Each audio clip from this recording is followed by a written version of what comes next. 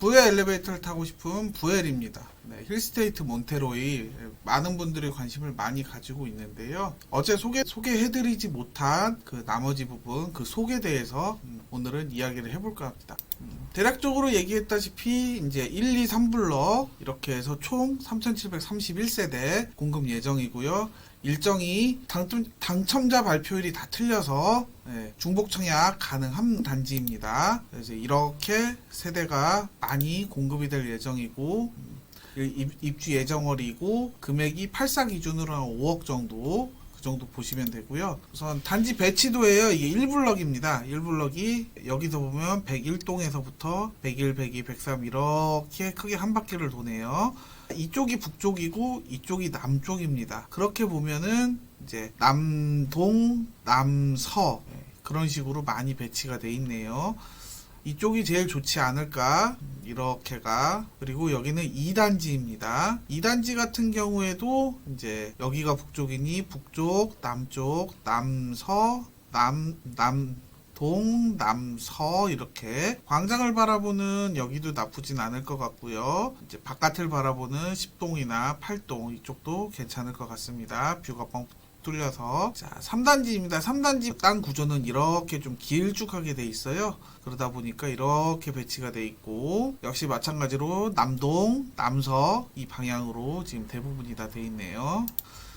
일단 1블럭 커뮤니티 시설 안내입니다. 보면 뭐 여러 가지가 있어요. 뭐 클럽하우스, 오피스 라운지, 동호회실, 뭐 프라이빗 오피스, 상상 도서관, 스터디룸, 피트니스, GX룸, 실내 골프 연습장, 탁구장, 스트레칭실, 스크린 골프, 라카룸, 사우나, 비거리 골프 연습장 등 단지 안에서 정말 많은 게 요새는 이제 해결이 되죠. 상대적으로 이 정도 규모, 이 세대의 규모가 들어가는 거에 비하면은 수영장이 없는 거는 조금 아쉬울 수도 있을 것 같아요. 요새 그런 걸 많이 노니까. 마찬가지로 2블럭 커뮤니티 시설입니다. 뭐 클럽하우스, 동호회실 뭐 거의 비슷하게 짜지는 것 같아요. 이렇게 지하 2층에는 피트니스하고 라커룸, 사우나 이렇게 놓고 3블럭도 마찬가지입니다. 피트니스, 스트레칭실, 데크, GX 그리고 도서관, 오피스 라운지, 독서실, 스터디룸 이런 거를 보면은 말 그대로 여기가 제일 박이 터지겠죠. 공부하는 학생들이 있는 집들 같은 경우에는 이제 각 단지 안에서 어느 정도 해결을 하고 그게 아니면은 나가서 스터디 카페를 이제 하겠지만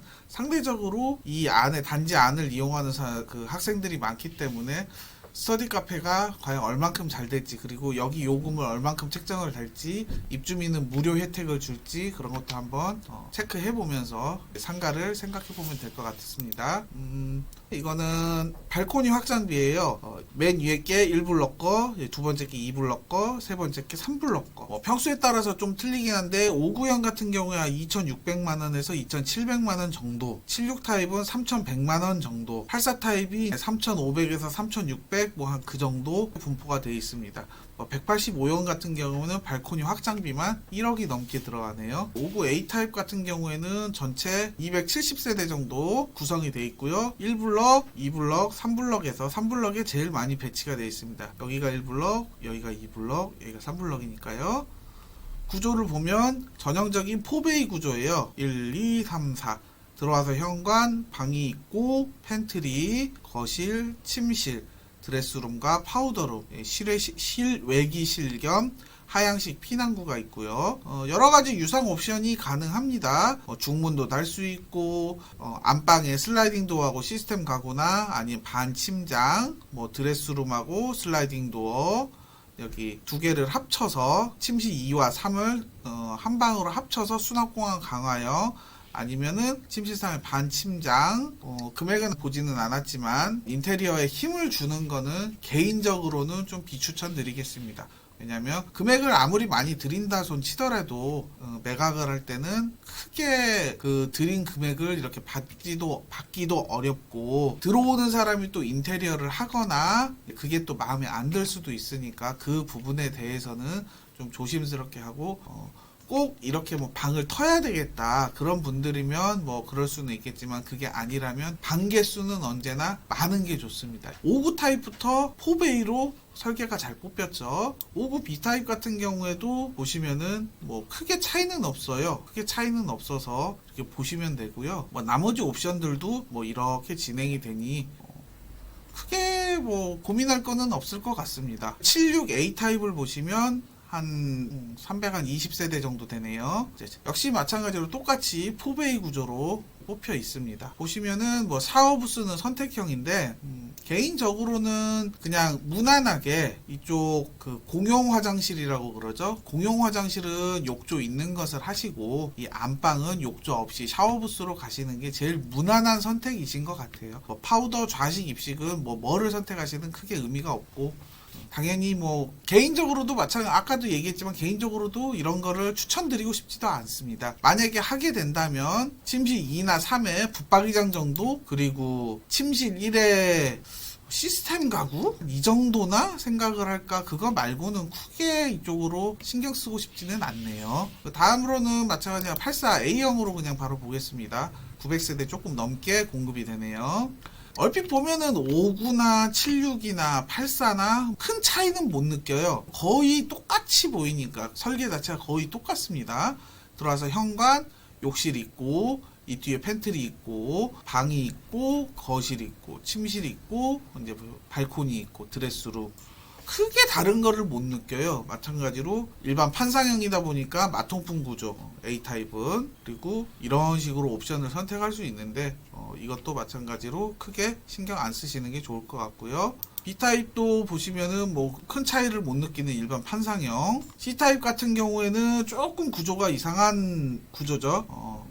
우선은 4베이 같은 4베이긴 하지만 모양 자체가 좀 예쁘지는 않아요. 그래서 바람은 이쪽으로 이렇게 들어오고 이렇게 통풍이 되다 보니까 그렇게 썩 좋은 통풍 구조는 아니죠. 생각보다 많은 공급이 되네요. 300세대 넘게. 그 다음에 84D 타입 이것도 마찬가지로 조금 애매한 판상형도 아니고 타워형도 아닌 좀 애매한 구조인 것 같습니다. 현관 들어와서 안방이 이쪽으로 빠져버리고 방방 거실이 이쪽으로 들어가는 좀 일반적으로 저희가 요새 보기 힘든 그런 구조로 지금 설계가 뽑혔네요. 여러 가지 이렇게 유상으로 선택을 할 수가 있고요. 84E 타입을 한번 보시면은 이게 전형적인 이제 타워형 구조네요. 들어와서 거실 있고 방 이렇게 잘라서 아이들 부부 공간 이런 식으로 이 알파룸을 이제 어떻게 쓸지 그거는 이제 좀 고민을 해보시고 주로 여기는 아이들 놀이 공간이나 서재 아이들 이제 책장을 놓고 그런 공간으로도 많이 쓰시더라고요. 여기를 그게 아니면 청소기나 그런 쪽으로 많이 사용하시든가. 어쨌든 구조는 이제 생각하기 나름이고 짜기 나름이니까요. F타입은 뭐 별로 없으니까 이거는 이제 뭐 84에는 나머지는 더 얘기를 안 하겠고요. 이제 조금 더 큰 109 타입이에요. 109 타입 같은 경우에는 방이 지금 총 4개가 뽑히죠. 그래서 들어와서 현관에서 길다란 복도 따라서 방, 거실, 방 입구, 그 다음에 안방까지. 가족이 많으면은 아무래도 이것을 선택을 하겠지만 개인적인 생각으로는 굳이 비규제 지역에 가점 낮아도 어느 정도 당첨 확률이 높은 이곳에서 굳이 109 확률을 이렇게 한다? 그러실 분들은 별로 없지 않을까 그렇게 생각이 듭니다. 좌식 신발장 같은 경우에는 선택 무상으로 하는 옵션이네요. 개인적으로는 저거를 절대 선택을 안 할 것 같습니다. 109 B형 같은 경우에 19세대네요. 마찬가지로 조금 애매한 타워형이죠. 거실하고 침실하고 해서 안방이 이렇게 구석으로 빠지는 그 다음부터는 더 대형 평수라 크게 더 얘기는 하지 않겠습니다. 그러면은 어제도 얘기했지만 몬테로이가 과연 분양이 정말 잘 될 것이냐 뭐 이런 얘기가 지금 있고 너무 비싸게 나왔다 이거 말도 안 되는 금액이다 이런 식으로 얘기를 하시는 분들이 지금 좀 있기는 하더라고요. 자, 그런데 그냥 이거는 제 개인적인 의견이니까 참고하시고, 지금 4억 8천, 4억 9천, 4억 6천 지금 이 금액으로 분양이 나오고 있습니다. 발코니 확장비하고 기타 다른 거를 더 더하면 한 5억이 조금 넘어가겠죠. 그럼 평당 한 1,500억 왔다 갔다 지금 이렇게 보이는데, 과연 이 5억 정도 돈을 가지고 살 수 있는 데가 어디 있냐, 지금 그 정도 컨디션이 어디냐, 이제 그거를 좀 살펴봐야겠죠. 그러면은 같은 가까운 이쪽 태전지구 쪽으로 올라가면, 지금 더샵 오프 센트리제가 기존에 이제 4억 9천, 5억 그 정도에 지금 분양을 했었습니다. 태전으로 올라오면은 5억 8천, 6억, 7억 지금 이 정도에 지금 거래가 됐었고요. 태전지구 5지구에서 6억 6천. 그 정도 금액으로 했을 때 들어간다고 치면 5억 이하에서 하면 이 성원 2단지. 근데 보세요. 2000년에 들어왔을 때 23년 차입니다. 과연 그 금액 주고 들어오고 싶은 분들이 얼마나 있을까요? 구축이면. 신축을 원하기 때문에 지금 또 힐스테이트 몬테로이드에 청약을 넣으시려고 생각하시고 하시는 건데, 구축을 이렇게 바라보시지는 않으실 거예요. 그런데 이미 너무 올라버렸기 때문에. 자, 그러면 자, 광주가 이러니까, 자, 여기가 에버랜드역 쪽이에요. 여러분이 잘 아는 환상의 나라 에버랜드죠. 자, 이쪽에 뭐 별로 없어요. 이쪽에는. 그러면 일반 용인 시내 쪽으로 좀 더 간다고 치면 5억 정도에 했었다 그러면은 지금 한 고림 양우 2차 내안에 이 정도만 가능하죠. 금액이 지금 4년 차니까 26평밖에 안 되는 거예요. 33평, 34평 이제 정도 전용 84, 85를 하려면 6억이 넘어가죠. 그런다고 치면 여러분의 선택은 과연 어떻게 해야 될까요? 저거를 집어넣어서 울며 겨자 먹기라고 아까 어떤 분이 얘기하셨어요. 저거보다 훨씬 더 싼 금액으로 분양을 하려고 했지만 기존에 있던 은행 이자 비용을 많이 내다 보니까 분양을 이렇게 못했다. 그래서 금액이 많이 올랐다라고 얘기를 하는데, 기업의 제일 영순위는 결국에는 이윤 창출이에요. 이윤 창출. 사업이 돈이 안 되는데 그 사람들이 한다? 절대 그럴 일이 없어요. 자, 그렇다면 저 현대 힐스테이트 몬테로이가 왜 지금 분양을 하냐? 비규제이면서 주변이 많이 올랐고, 많이 올랐으니까 이 금액으로도 충분히 승산을 볼 수 있으니 저 정도 금액으로 지금 내는 거죠. 그렇다고 보면은 마땅히 지금 대안이 없는 거예요. 용인에 사시는 분들 같은 경우에 5억대라고 하면은 지금 이거는 월드 드마크 대시양은 재개발로 이렇게 된 거니까 이거는 배제를 하더라도 5억으로 들어갈 수 있을 만한 지금 신축급은 거의 보이지를 않습니다. 자, 역북지열 푸르지오 이게 실거래 기준으로 6억 7,500이었는데, 자, 그럼 네이버 부동산을 한번 가볼까요? 역북지웰 푸르지오.